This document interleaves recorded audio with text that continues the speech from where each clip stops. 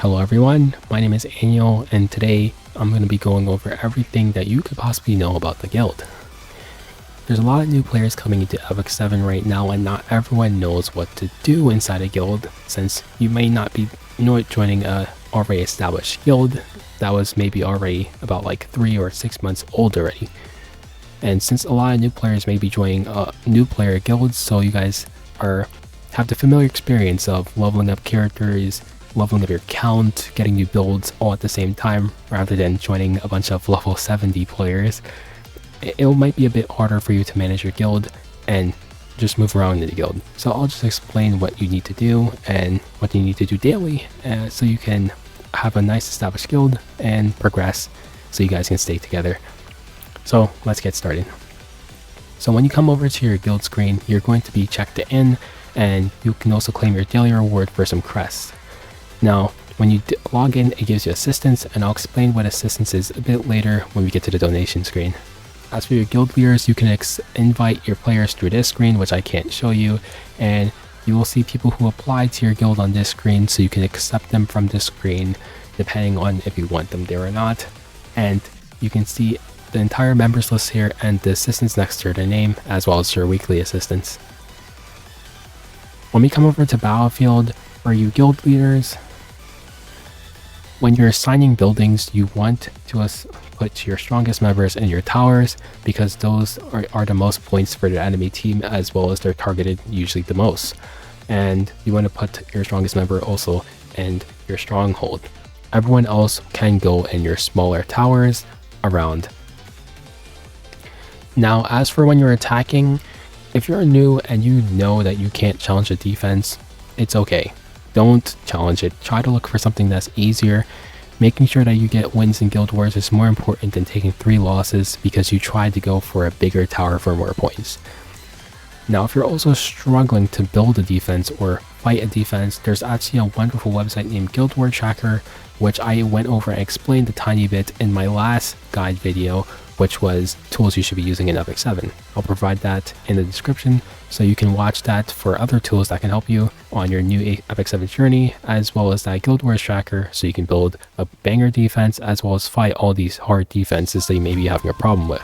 It's very important that you're doing your Guild Wars, because this is your primary source of Mystic Medals, which you need to summon on the Mystic Summon. So there will be certain units like Harsetti in the future that are going to be in this banner, so you want to make sure you're doing your Guild Wars so you can get currency to summon on this banner. Next up is your aid screen.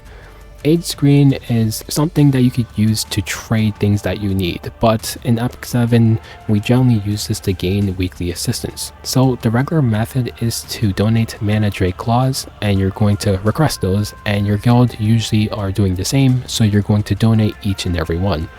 When you donate, you gain Brave Crests, and these are pretty good and important currency for the member shop. So this also helps you gain assistance, and you're going to donate gold to your guild, which also provides a little bit of assistance as well. And the gold is very important for your guild, because it provides gold to your guild pool, which means that your captain gets to buy different buffs like XP buff, gold buff, which is pretty good and pretty helpful towards account progression, as well as the Proof of Courage also provides some stuff to buy out the captain shop. Now, before we continue to the member shop, let's talk about assistance as promised.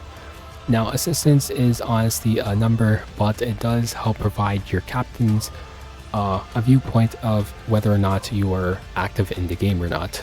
Now, depending on how serious your guild captain is, this may not matter too much, but if you are in a little bit more of a semi-casual guild, then it's going to be a number that they pay attention to, because that means you are not putting in your work for your guild. This could be either you're not providing enough gold, or you're just not helping towards Guild Wars, because of course if you're not attacking Guild Wars, your team, you're more likely to lose your fights, and if you lose your fights, you're not going to get as much Mystic Medals. Once again, that all depends on your guild leader, so talk that out with them if that's really important to them. Next up is the member shop.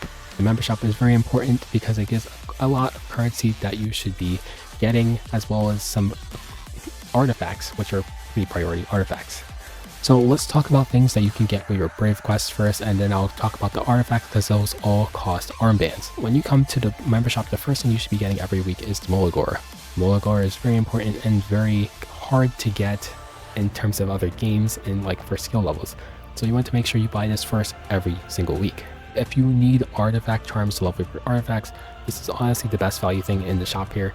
Don't be afraid to buy it. Go ahead and get it. Labyrinth compasses are generally not needed, but if you need it, buy it. It gives you some extra progress in your labyrinth. You will usually never need to buy these equipment conversion chests unless, once again, you really need it. But usually you won't need to, because you get these from the weekly missions if your guild is doing all your weekly missions, which we'll see a bit later. These catalyst chests I think are actually really good value. Early game, I think the rare catalyst chest is very good, as well as the catalyst chest here, because it costs Brave Crest, which is a pretty inexpensive currency for the guilds. So I would actually recommend buying this a little bit early game. Once you get later, you probably won't need it anymore, so you can save that for other things like your Molagora or your artifact charms instead of buying catalysts. As tempting as these are, you want to avoid everything here. It's pretty much just a Brave Crest sink, and unless you finish buying every single artifact above, you probably do not want to be anywhere near these summons. And plus, if you're playing the game for a long period of time, you probably will eventually no longer need these because you'll have most of the elementals already anyways. You also want to avoid these epic spirit balloons. They're not good value at all. They're pretty terrible in my opinion. So let's talk about artifacts and what order you should get them in. So very first, you should get Proof of Valor. Proof of Valor is a very strong artifact that can inherently make you a bit more tanky without needing the stats to do so. This is pretty good to put on your Soul Weavers that are dying a lot quicker because they keep your team alive, as well as maybe you have a Wyvern team that your frontliner keeps dying. You can put this Proof of Valor on them just to make them a bit tankier. It's still a viable artifact in PvP as well, so it's a really good pickup. Next up will be Warhorn. I think Warhorn is pretty good. It provides some extra gear score to your team because it provides up to a 9 to 10% chance of a 10% attack. Now I say 9% because you want to buy 2 of these. You want 2 copies, you want to leave one at base level, and if you really want to later you can bottle it. And the other one you want to limit break as far as you can go, which you should be missing 1 limit break because you will have 2 copies. Because you can only get 1 max level copy of this, it's recommended to keep 2 of these, and just so that way you have 2 available. Next up, I think will be between Bastion of Hope and Victorious Flag, depending on where you are in the game. Bastion of Hope provides a pretty beefy effect resistance buff, so if you're struggling to getting enough on your Soul Weavers, or you're trying to do a cheese with a certain tank or so, Bastion of Hope is the way to go.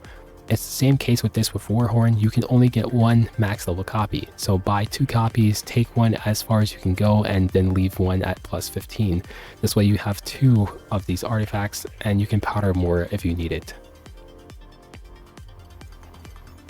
Next up is Victorious Flag. This artifact has actually gotten buffed, and it's much better than it was before.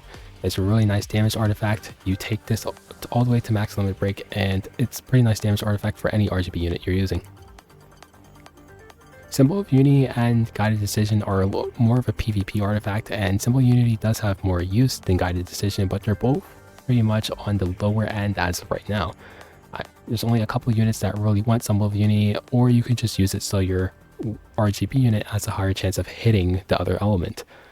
Evasion isn't really very apparent right now, so it's not really necessary, but if you are a new account and you do have trouble fighting evasion units, you can pick up this artifact to make certain characters like Last Piece Corinne or Zahak have a higher hit chance on those units. Guided Decision will be the last pickup because this artifact definitely wants to be at plus 30 to function correctly. Because the percent chances won't go to 100% until you get to plus 30, it's just generally recommended you just wait out on this one and then you can buy it. Now, if you aren't in too much of a rush to get everything, I do recommend buying 1 copy of each before you start to limit break each artifact. That way you have 1 of each. Next up is the Captain Shop. For you captains here, you want to be maintaining your Blessing of Knowledge as well as Blessing of Wealth for your guild. If your guild is donating enough gold every day, you should be able to maintain this daily. You do not need Blessing of Healing, do not buy it. If your guild is doing enough Proof of Courage, you can also buy these too. You want to generally avoid this one unless you're filthy rich. I don't know why my guild buys it, but hey, my guild buys it. But you generally want to avoid this. 1,000,000 gold for 30 energy is not really that good, especially if you're a smaller guild. Last up is your weekly missions tab. This contributes to your assistance as well as your weekly guild assistance. Your weekly guild assistance is very important, and because you get stuff like Brave Quest, a little bit of elemental summons, additional armbands, as well as golden transmit stones and the blue chest I said that you would get, which is why you won't need it from the member shop. So you want to make sure you're doing all of your weekly missions, so that way you contribute towards your guild weekly mission and you guys can all get paid with all of this stuff here. The last thing we can possibly talk about is world boss here, which you want to do your supporters management, and you want to auto assign for each and every element here. And then once you auto assign, you just want to press ready, and then you can just simply select any supporter team that should be from your gear, from your guild, and then you just auto. This does give a pretty good amount of rewards, which is the reason why you want to do it. It can range from stuff like additional powder for your art, so you can buy artifacts out of the shop, as well as some additional brave quests or even some gear that you may end up getting a good piece out of. This also gives proof of courage if you're lacking on getting the proof of courage from urgent missions. So that is pretty much it. Hopefully you enjoyed, and I'll see you guys in the next video.